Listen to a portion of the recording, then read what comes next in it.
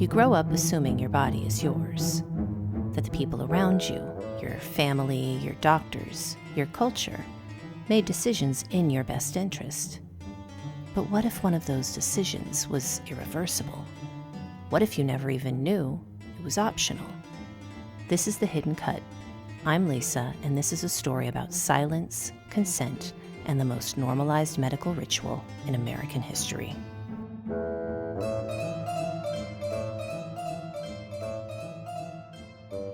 At 45, I straddle a cultural fault line. Old enough to remember when every baby boy was clipped without question. Young enough to watch that consensus begin to crack. I grew up in a world where circumcision wasn't discussed, debated, or doubted. It was just done. Quietly, universally, without a second thought. And when I say I didn't question it, I mean I didn't even know there was anything to question. I grew up thinking foreskin was a European myth, like bidets or bridge trolls. But the real myth was the silence, the normalization, the way the laugh tracks were doing more than just making us laugh.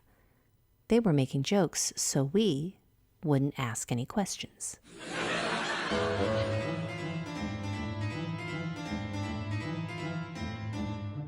When the laugh track targets the body. It's hard for most Americans my age or older to pinpoint the first time they heard a circumcision joke. By the time I even understood what they were, it was already an evergreen, ubiquitous subject matter that had crept its way into being an easy target in comedy circles. However, most of us of a certain age who were not Jewish and did not grow up in or around a large Jewish population remember learning about the religious practice of a bris for the first time in the Seinfeld episode entitled The Bris, which aired on October 14th, 1993. And with that, the ice had officially been broken in mainstream media. Circumcision jokes were soon considered fair game in mainstream American entertainment.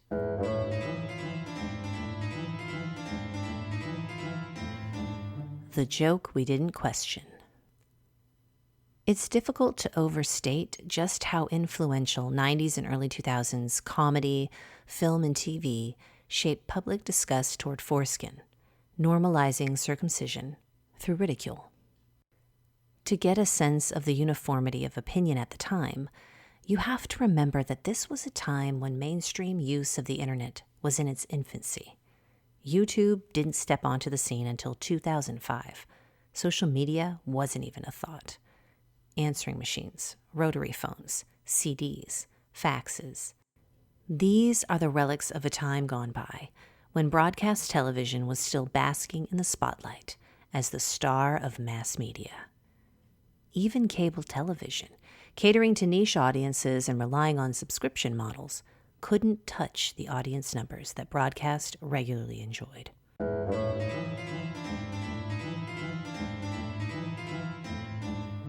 Must-see TV, must ignore truths. Let's examine how these tentpole comedies influenced American audiences during this era. Seinfeld, 1989 to 1998.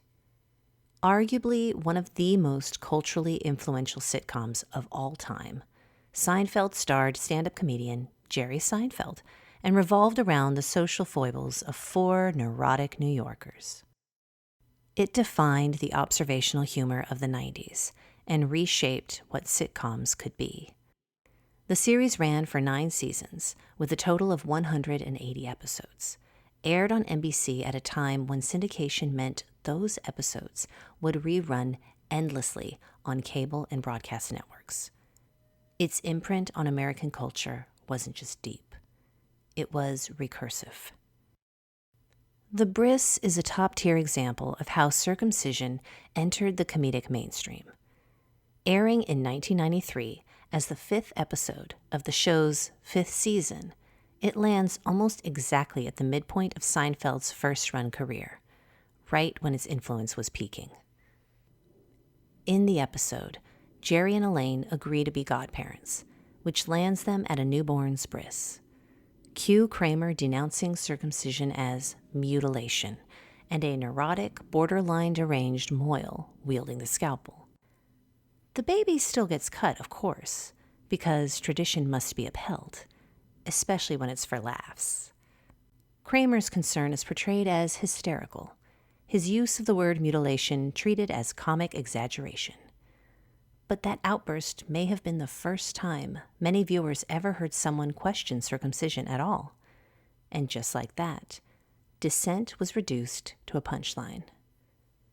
For many Americans, this was their first time hearing the word circumcision on television, served with jokes, neuroses, and a casual shrug toward bodily autonomy. Everyone watched Seinfeld. Everyone quoted Seinfeld. It claimed to be a show about nothing. But was it?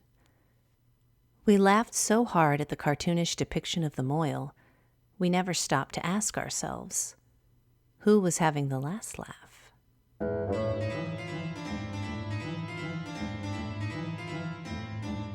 Friends, 1994 to 2004. If Seinfeld built the 90s blueprint for clever detachment, Friends made it cozy, palatable, and aspirational. The definitive sitcom of the era, its characters shaped beauty standards, gender dynamics, and relationship norms.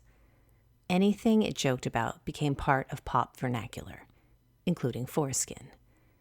Set in a rent-controlled New York fantasy land, the show followed 6 impossibly attractive 20-somethings as they navigated love, work, and what complicated coffee drink to order at Central Perk.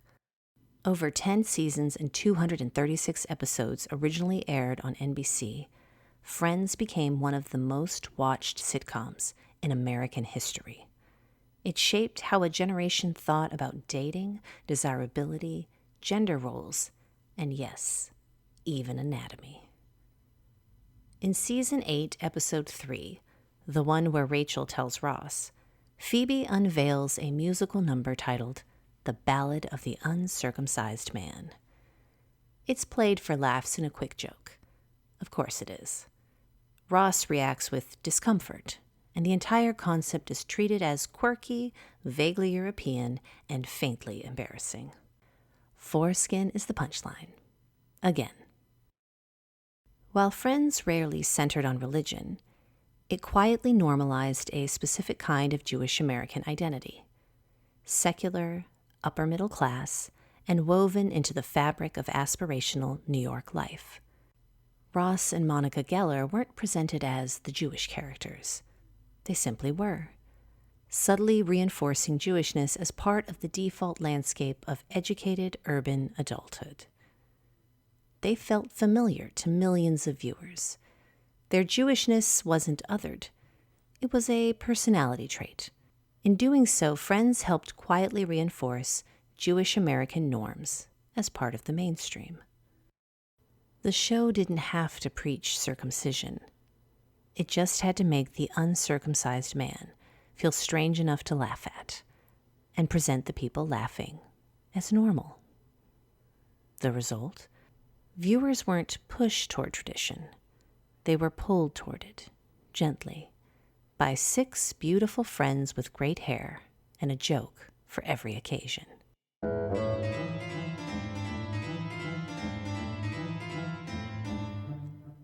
Sex and the City, 1998 to 2004.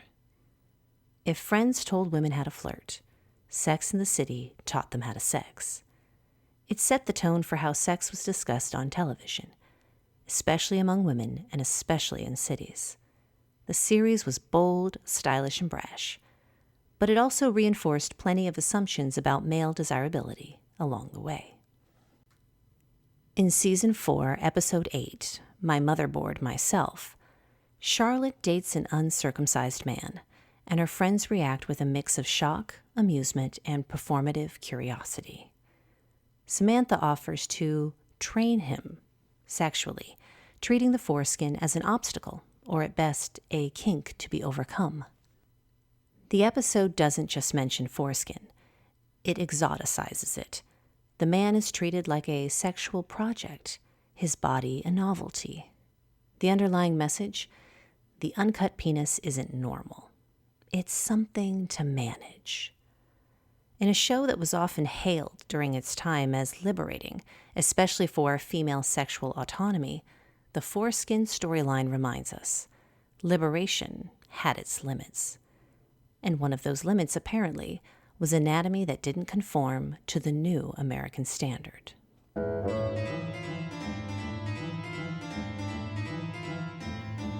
Curb Your Enthusiasm, 2000 to the present. If Seinfeld was neurotic, Curb is neurotic with a lawyer. It follows Larry David playing a semi-fictionalized version of himself as he bumbles through daily life, social expectations, and occasional existential meltdowns. It's Jewish, cynical, self-aware, and sometimes surprisingly sharp. Circumcision comes up multiple times in the show, usually through awkward conversations or tense interactions with rabbis. At one point, Larry questions whether his own circumcision was even necessary, only to be met with blank stares or aggressive rebuttals. On the surface, these moments seem to edge toward subversion, but in the end, the question is always absorbed back into the humor. Larry gets shut down, ignored, or distracted, and the episode moves on. Even in a show that regularly challenges social norms, the circumcision question is treated as just another of Larry's many inappropriate tangents. Subversive? Maybe, but never enough to demonstrably shift the needle.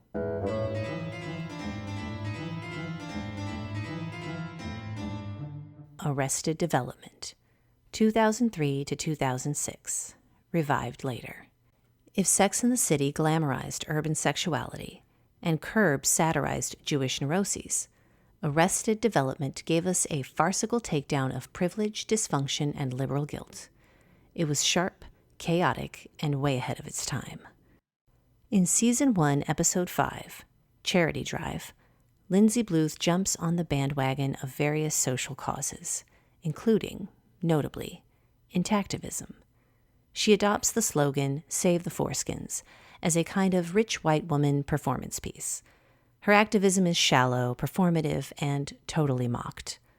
The effect? Arrested Development undermines the legitimacy of anti-circumcision advocacy by coding it as ridiculous and unserious. If you cared about foreskin, the show seemed to say, you were probably just another privileged narcissist looking for a cause to adopt. It was satire, yes, but the damage was real. Because even when you mock the liberal elite, you're still telling the audience that foreskin advocacy is for clowns.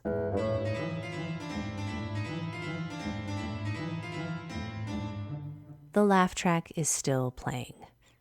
We laughed, we cringed, we shrugged it off, but maybe we shouldn't have. Because hidden inside those punchlines was a much sharper cultural message. This core pantheon of zeitgeist-defining shows shaped humor, relationships, identity, and norms for millions of viewers, especially Gen X and elder millennials. The sitcoms may be off the air, but the laugh track is still playing in our heads. The joke that foreskin is gross still lives on, and so does the assumption that cutting is normal. Maybe it's time we stop laughing and start asking who made it a joke in the first place.